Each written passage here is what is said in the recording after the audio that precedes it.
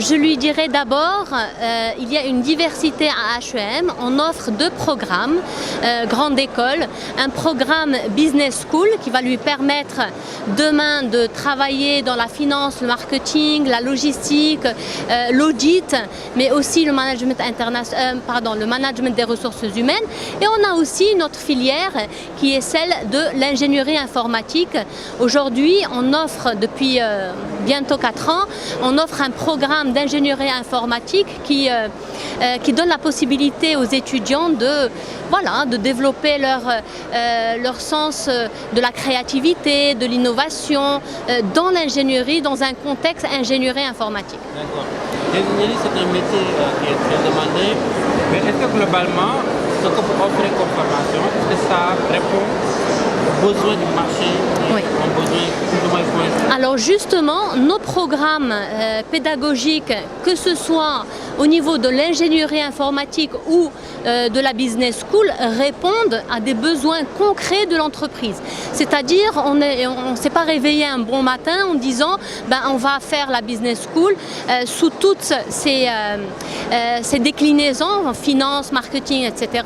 Mais aussi, on va faire de l'ingénierie. Non, on ne l'a pas fait comme ça. On est parti vers l'entreprise, on a décelé leurs besoins, d'accord, et on a essayé à travers nos programmes aujourd'hui de répondre à ce besoin.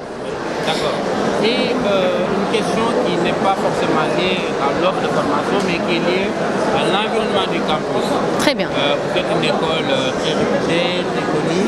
Est-ce qu'en termes d'inclusion, que ce soit en termes d'origine, en termes aussi de niveau, etc., à ce niveau-là, comment vous vous situez? Alors d'abord, je tiens à parler de plusieurs actions, plusieurs éléments, activités qu'on offre à nos étudiants. D'abord, on a un programme de développement personnel qui permet à tous les étudiants une meilleure, intégration, d'accord, et une meilleure cohésion globale.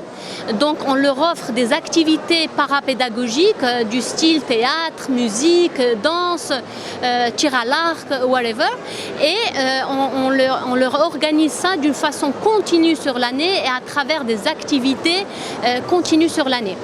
On a un programme de développement personnel qui lui a pour objectif de développer la personnalité et le profil des étudiants. On a tendance à dire en interne qu'un étudiant rentre à HEM avec un profil timide, n'ose pas prendre la parole en public, n'ose pas s'affirmer et il sort comme un lion. C'est l'image qu'on donne, c'est un lion qui est prêt à non seulement à discuter, à débattre de certains sujets d'actualité ou liés en relation avec, sûr de lui et avec une personnalité affirmée. Qu'est-ce qu'on fait d'autre pour l'inclusion? Je vais revenir à l'inclusion. Donc ces activités de développement personnel et d'activités parapédagogiques permettent et favorisent l'inclusion. Mais aujourd'hui, je ne sais pas si vous êtes déjà au courant, aujourd'hui HEM lance un programme de bourse. On va accorder pour la rentrée 2023 plus de 500 bourses sur nos différents campus de HEM. Donc l'étudiant, il va pouvoir, ceux qui n'ont pas les moyens, on va dire, de s'offrir une formation de qualité, ils vont pouvoir bénéficier de ces bourses qui peuvent aller qui sont de 20% sur les 5 années, le bac plus 5 de HEM, Business School et ingénierie. Donc c'est une très bonne démarche et voilà. Est-ce qu'il y a un point que vous aimeriez aborder? Alors un point peut-être l'innovation pédagogique. À HEM, on est très sensible à cette problématique et on veille de par nos programmes, de par nos enseignements à innover. Donc nos professeurs utilisent plusieurs approches pédagogiques dans leurs cours, notamment par exemple la classe inversée, l'approche par projet, l'approche de découverte.